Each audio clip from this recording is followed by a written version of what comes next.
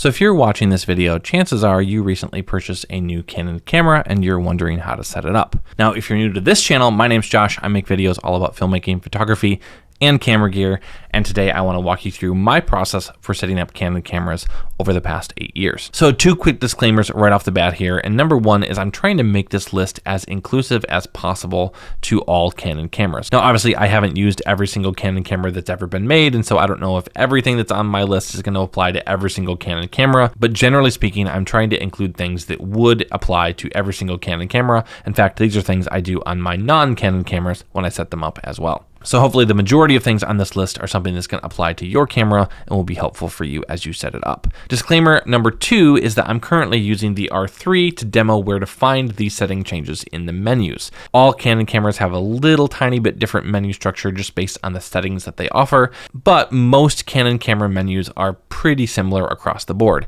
So if you're trying to find something and you just can't find it in the exact menu location that I'm telling you to find it in, just scroll back and forth through those submenus just a little bit. Chances are you're going to find that setting. I know even from my R6 to my R3, there's a few small discrepancies, but normally if I can find it in shooting menu number 4 on the R3, I can find it on shooting menu number 3 on the R6 or something like that. All right, let's dive into setting up your Canon camera. Okay, so the first thing I do on all of my Canon cameras is I turn off the freaking beep. I don't know why camera manufacturers do this, but there's oftentimes a little auditory beep that's accompanied with moving through the menu, or way more annoyingly, pressing the focus button to focus on something before you take a photo. And so when you half press the shutter button or use your back button focus or whatever, you hear a beep beep. And that's very, very annoying. Number 1, just personally to me, I don't like it. But if you're in a professional setting, like if you're at a wedding or if you're in an event or in a church or just in some social setting where you need to be quiet, and then every time you press the camera or you change a menu, you're hearing beep, beep, beep, beep, beep constantly. It's very, very annoying. I always turn that off. So to access this, we just go over to the settings menu, over to submenu number 2, scroll down to the beep setting and just make sure that's disabled. Setting number 2 that I always change on every camera that I use is I set my image quality to RAW from JPEG. Now, if you don't know much about RAWs versus JPEGs, basically RAW images are not different resolution than JPEG images, but they capture a lot more color and light data in the camera. This just gives you so much more freedom in post if you're going to import your images to Lightroom or some editing software to change the exposure, change the white balance, change the colors a little bit. You just have so much more latitude across the board to edit the images, and so I always set my image quality to RAW. To access this on your Canon camera, just go over to the shooting menu and submenu number 1, scroll down to image type/size and make sure that RAW is enabled. Now you will see there's an option here for compressed RAW. If you scroll over to that, you're going to see there's not a difference in the image resolution. There's still on this camera 6,000 by 4,000 pixels in resolution, but it just kind of compresses the RAW image a little bit more. Personally, I leave it on uncompressed RAW because I just want the most data in the camera, but you can take your pick there. And then below that, you'll also see the option to also shoot a JPEG or an HEIF image at the same time as the RAW. Personally, I don't do this just because I edit all of my images, but if you're in a situation where you need to quickly export a JPEG or you want to text that to someone very, very quickly and you don't want to edit it, feel free to turn that on, but personally, I always leave that off. All right, setting number 3 that I always change on my Canon cameras is that I map the little multifunction joystick on the back of the camera to move the autofocus point around. By default, your camera will have it set so you have to press a button, then you can move an autofocus point, and you can repress the button before you can start shooting. For me, that feels really, really clunky, and so I always map the little joystick on the back of the camera to move the autofocus point around. So go into your menu, go all the way over to the custom functions menu, which is on the almost far right. It's the little kind of orangish red one. Go over to submenu 4, and then down to customize buttons. From there, we're going to scroll all the way down to find the little option that says multi-controller, and you'll see that's the little thumbstick joystick on the back. And then we're going to open that up and we're going to turn on to direct autofocus point selection. Now, when you have like a single spot on the screen, you can just quickly with your thumb move that point all over the screen wherever you want it. It just makes moving the autofocus point so much easier. The 4th setting that I always change on my Canon cameras also has to do with the autofocus, but this one has to do with the autofocus zone menu. Your camera has a bunch of different autofocus zone modes that you can use, from little spot points to little grids to like a full autofocus automatic zone, and being able to change back and forth between these is incredibly helpful, especially on cameras like the R6 and the R5, where one of those zones allows for face tracking and the other ones don't, and it's very, very nice to be able to quickly switch back and forth between those. And so what I do is I go into the menu, go back over to the custom functions menu and go down to customize buttons and scroll down to the multifunction button. and I had that set to the AF point selection. So now when you press that button, you'll see all those different autofocus modes pop up at the bottom of the camera.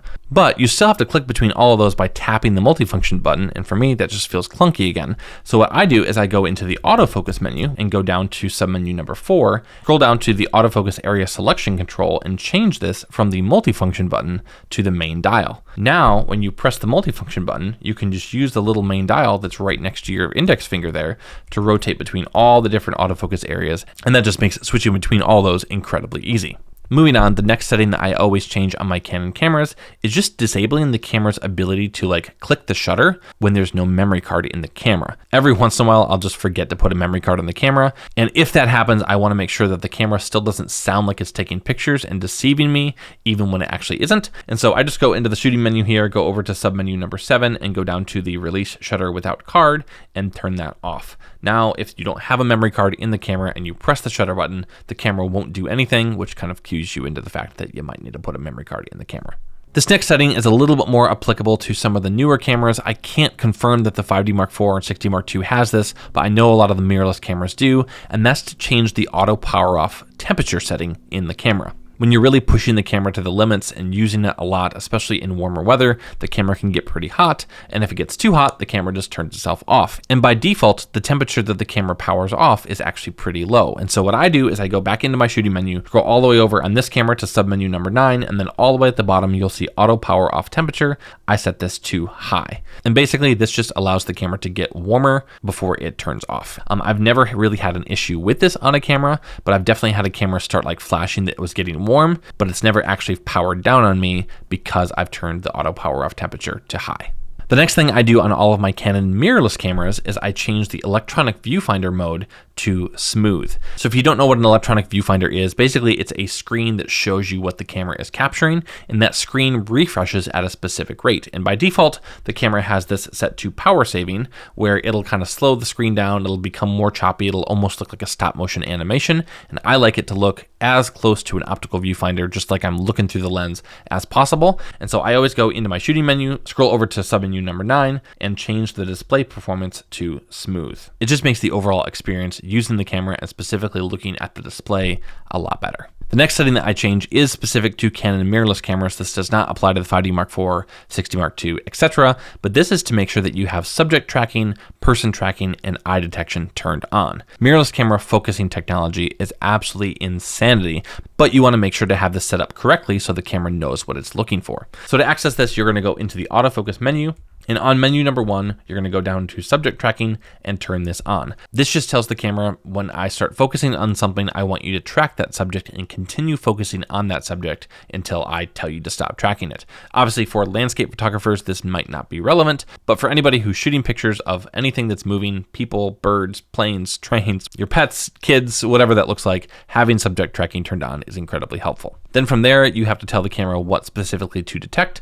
I have it set to detect people. Every mirrorless camera has different options of what you can select. Some of the newer cameras have even more options. Personally, I just leave this to people because I mostly take photographs of people. And then I also have my eye detection turned on so that the camera knows I want it to look for people. I want it to specifically focus on their eyes, and I want it to track them through the frame. Obviously, you can set this up to however you want to specifically use your camera. But if you have a mirrorless camera, make sure you set this up because it will drastically improve how many photos you have in focus and the ease of use of the camera. The next setting that I change on all of my Canon cameras is to actually limit the autofocus areas available to me in the camera. If you think back a couple of steps to where we mapped that multifunction button to open up the different autofocus areas, when you click it, you might have noticed that as I scrolled through those, the camera was actually jumping between zones. And that's because I have told the camera to disable certain autofocus areas that I know I'm not going to use. This is incredibly helpful if you know you only use like face tracking, spot focus, and a full zone focus, but you're not going to use any of those smaller grids. To be able to switch between those very quickly without having to jump over autofocus areas that you're just not going to use makes working with the camera and switching between settings way easier. So to access this, go into your menu, go into the autofocus menu specifically, and then go over to submenu number 4 and click the option that says limit AF areas. From there, you can just scroll through and uncheck any autofocus area that you don't use. Obviously, this is going to be different for you and your specific needs, but it's really convenient because then when I click that multifunction button to open up all those different autofocus zones and areas, if I scroll between them, you can see it literally jumps between the spot focus and the little kind of grid focus because I turned off that second point. Same thing happens as we go farther down the menu. It actually jumps over flexible zone 2 and 3 straight to the whole area autofocus, which just saves me time clicking through things and eliminates the possibility that I might land on an autofocus area that I don't want. I can just turn those off and make choosing my autofocus area a lot more precise.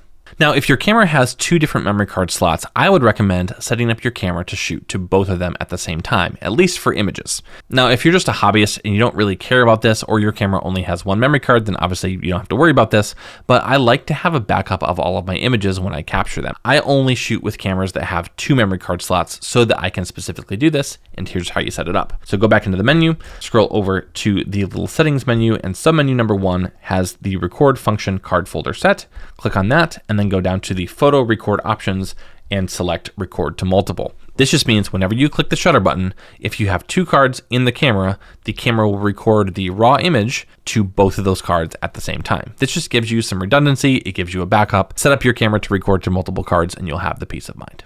Speaking of your image files, the next thing I do is always customize the file name of my image files themselves. Rather than just using the custom name that the camera gives to the images, I like to customize those file names. If you go into your settings menu on submenu number 1 and go down to file name, I have this specifically set to the user setting 1, which is CR3_, and you can see that here. I do that because CR3 for me means Canon R3. I also had a Canon R6, which was CR6. When I shot with the Canon R5, it was CR5. I also have the Sony a7 IV, and so that's a7 IV is my prefix on my file name. And basically that way I can just look at the file name of the image and know which camera it was shot from. Now, if you don't use multiple cameras, you could set this up to your initials, the first 3 letters of your last name, whatever you want to do so that you can kind of know these images are yours or where they came from. This is a really, really easy way to do that. The next setting that I change on all of my Canon cameras is actually a setting that not a lot of people know about, and that's the ability the camera has to automatically adjust your exposure in camera without you having to do anything if you swap to a lens that has a different maximum aperture. So say for instance, you're shooting on a Canon 50mm 1.4 lens, but then you take that lens off and you put on a 24-70 f2.8 lens, and that lens obviously can't open all the way up to 1.4. And that's actually a 2-stop difference between f1.4 and f2.8. To get the same exposure from that new lens, you would have to go in and manually change your ISO, change your shutter speed to compensate for the loss in aperture. But the camera can actually do this for you automatically. So if you go into your custom functions menu again, go down to submenu number 2 and go down to same expo for new aperture. You can set this up to have the shutter speed change, have the ISO and the shutter speed change, or just have the ISO change. For me, I just have the ISO change because I can much more easily compensate for ISO than if my shutter speed slows way down and now I'm getting blurry images. And so that's what I have it set on for my camera. Back to the example of the 50mm lens. Now, if I was shooting at, say, ISO 1000 on the 50mm 1.4, then I pop on the 24-70 f2.8. Because you have the setting set up this way, now the ISO is automatically going to set itself to ISO 4000, which is 2 steps different from ISO 1000.